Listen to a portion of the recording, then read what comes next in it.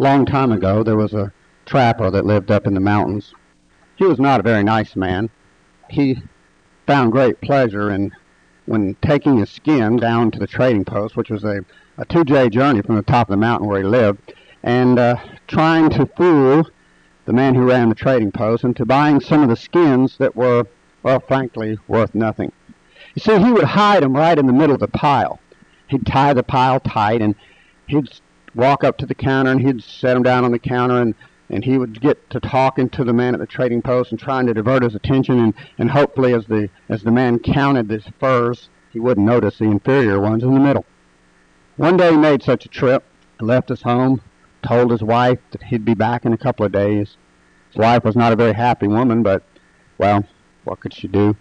She lived on top of this mountain with this man who was unfair to other people, cheated people whenever he had the opportunity, hunted on Indian land where he wasn't supposed to, set his traps in the rivers that were not supposed to be trapped, took furs, pelts from animals that were of no value, just killed them hoping that he could get something out of the furs by cheating somebody.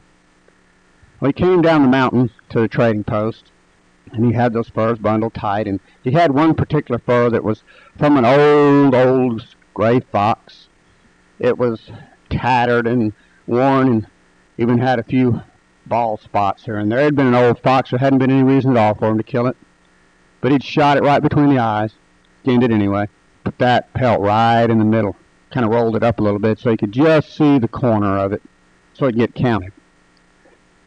The man that ran the trading post over the years had gotten wise to the trapper, and he had a pretty keen eye. As that trapper set those furs up there and began to talk about the weather and the rain and the beavers that year and all those things, the old trapper, he listened. He listened as the man counted the furs. The man that ran the trading post stopped in the middle of the bundle, reached in and yanked that old ragged fur out, tossed it down on the corner. "You must think I'm a fool. I wouldn't give you a penny for that old fur." "Huh, that must have been a mistake. I didn't mean for that one to be there. I was going to throw that one away. I'm sorry, that was an accident." The man who ran the trading post just chuckled. He knew it was no accident. Then he went on counting. The rest of the furs were pretty good. Gave the trapper a fair price, sent him on his way. "Don't forget this piece of junk." And he tossed that old fur at the trapper. He caught it in one hand, tossed it across his shoulder, stomped out the door. Oh, it made him angry. Made him angry. He could have at least gotten 50 cents for that fur. Oh, that old guy that ran a trading post, he was just getting too smart for his own good. He'd have to start taking his furs elsewhere. Well, what was he going to do? I think he might as well just toss this old piece of junk away. He grabbed it and went to throw it in the bushes. He heard a cough next to him. Turned over and looked, and there sat an old Indian man. Why, he looked like he was 100 years old, leaning up against the side of the trading post. Old tattered blanket wrapped around his shoulders. You could tell by looking at him that his eyesight was none too good. Skin on his fingers was wrinkled and hard and calloused. The trapper thought a moment. "Old man! Hey, old man!" "Yeah, what do you want?" "You know, I've got something here for you. I saved it just for you. I saw you when I come in. I got here for you the finest fox fur that's ever been took on this mountain." "Let me see." Trapper walked over, held that fur out. He held the worst part towards himself. Let the one good part kind of hang down. "You know, the man in the trading post wanted to give me $1 for this fur. A whole $1. I told him no.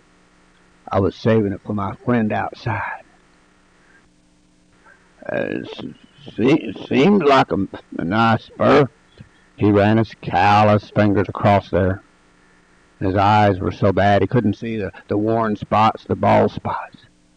"Why, I told that man in the trading post this would be just the thing for that friend of mine outside to drape over his shoulders and keep warm on these cold mornings."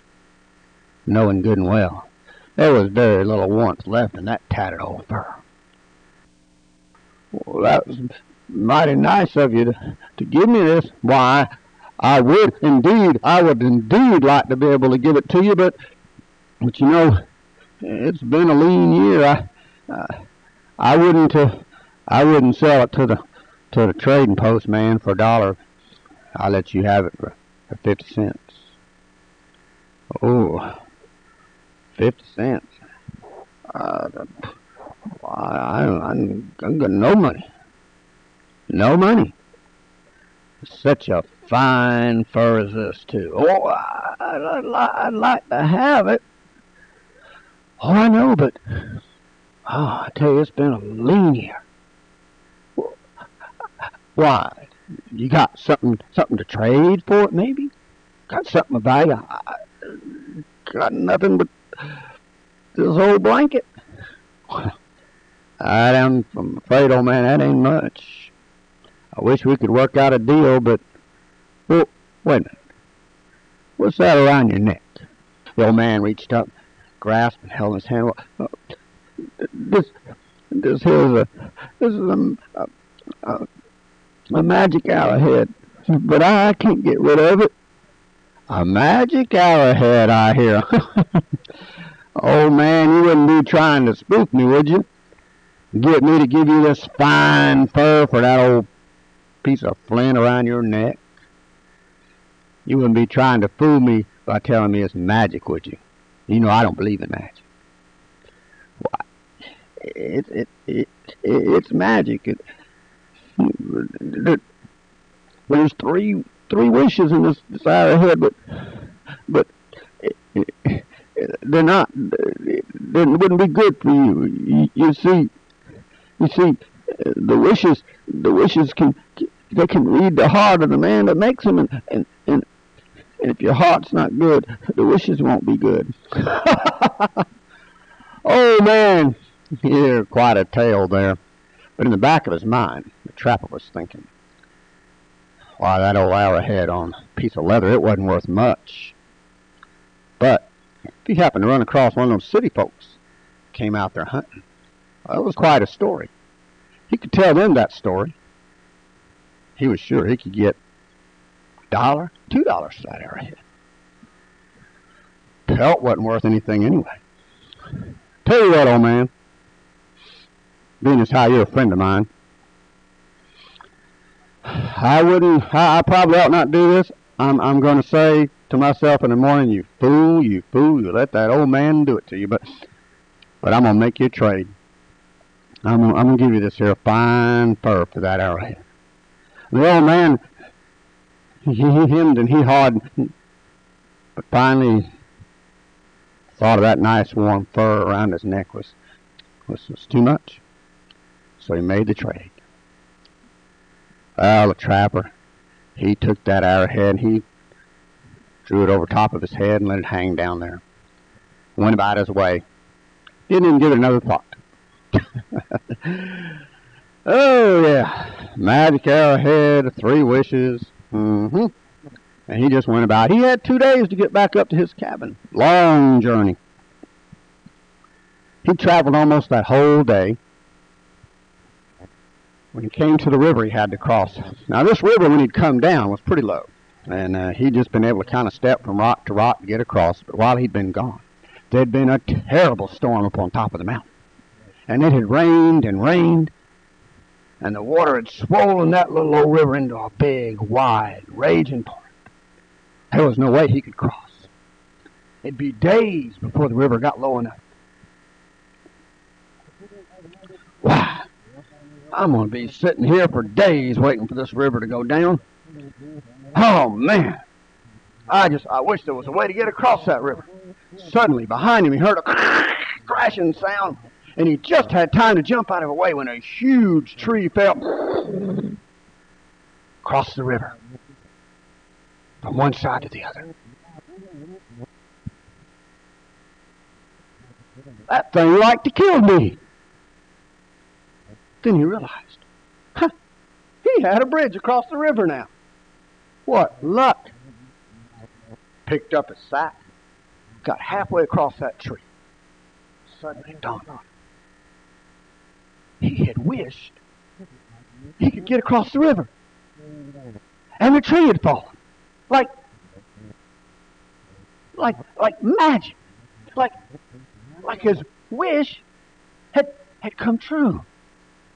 He reached up and he fingered that arrowhead. Could it be? Could it be that it really was magic? That there really were 3 wishes? He danced right across that log to the other side. What a lucky day for him. Why now, he wouldn't even have to trap anymore. Up on that mountain, up on the top, was full of gold, and he knew it. But it was Indian land. Couldn't go up there without getting killed or arrested for being on Indian land. But now,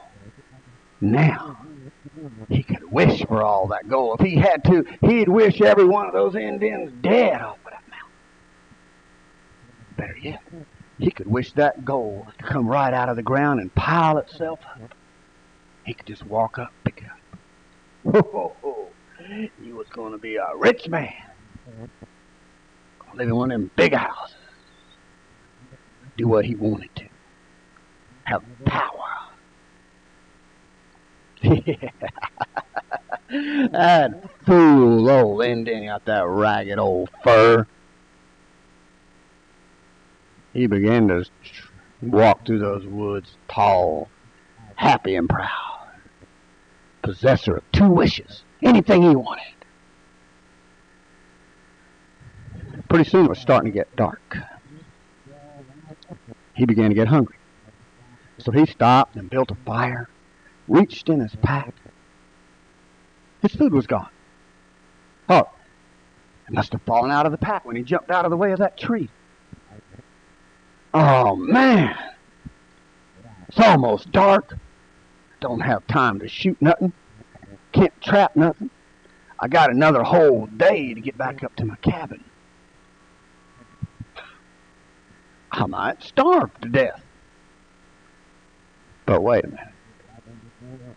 He had 2 wishes.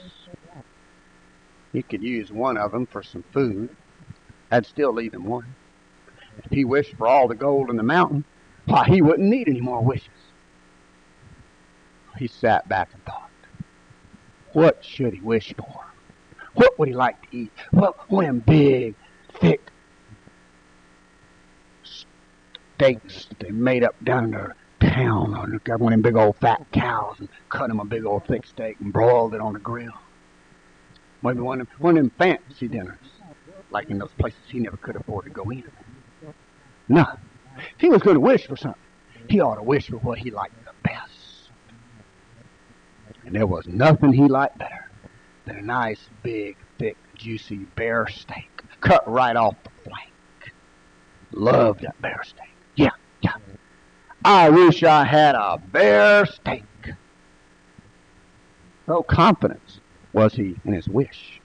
He got out his pan, scraped some coals away from the fire, set that pan down there, got it all ready to go, sat back against a tree and waited, watching that pan, expecting that steak to just poof, right there in the pan. But it didn't happen. He waited. Stomach started growling. What a fool I am. Believing in things like wishes and magic arrowheads and all that stuff. I wished for me a bear steak, and I didn't get one. And just about that time, there was a crashing through the woods. And out of the forest into the clearing right in front of him and on the other side of the campfire stood the hugest, meanest looking bear he'd ever seen in his life. His steak was there, on the hook. That bear held his arms wide and those long claws raked out, and he reached around and he hit a tree and knocked it flat to the ground. The trapper jumped up in fear, reached for his knife. It was gone. He must have dropped it too. That bear came around the fire, and the trapper moved the other way, and they circled around and around that fire. And the trapper thought, what could he do? There was no way he could outrun this big of a bear. He couldn't get to a tree in time to climb it. He was a dead man. But he did have one more wish. But that wish was for his gold. What good would gold do a dead man? He could always poison the Indians' water or sneak up there at night and get that gold. If he was alive, if he wasn't alive, he couldn't do nothing. So as that bear came around that fire, he started backing toward the trees, and his back was soon up against the back of a tree, and that bear came closer, and he could feel the hot breath. And he said, I wish I could beat this here bear. All night long through the forest was a terrible battle. The crashing, the smashing of trees. Whole parts of the forest leveled to the ground as the two fought. All when morning came, there in the clearing stood the trapper. The great bear lay dead on the ground. The trapper stood up tall and proud. Why, he was strong enough to defeat that bear. He was strong enough to do anything he wanted to do. Why, he didn't have to worry about that gold. He'd go up there and take whatever he wanted. It's his newfound power and strength. He let out a big roar. And he started marching up towards his cabin. Nothing got in his way. He shoved boulders. He pushed trees down. As he came into the clearing, he called out to his wife, "Woman, come on, cabin!" The woman inside heard a very strange, terrifying sound. The trapper stood there and watched as the cabin door opened. And the woman stepped out, and then quickly slammed the door back shut again. The trapper started marching across the yard. Didn't know what was going on, but that woman was going to pay for this. And suddenly the cabin door came open again. A rifle barrel stuck out, and whoa! Trapper fell dead with a bullet right between the eyes. His wife was a very good shot. Then the door of the cabin slung open all the way, and out marched the woman with a long skinning knife. Why, when her husband got home, wouldn't he be proud? She'd killed the biggest bear in the entire forest. The trapper, he'd beaten the bear by becoming one. He had also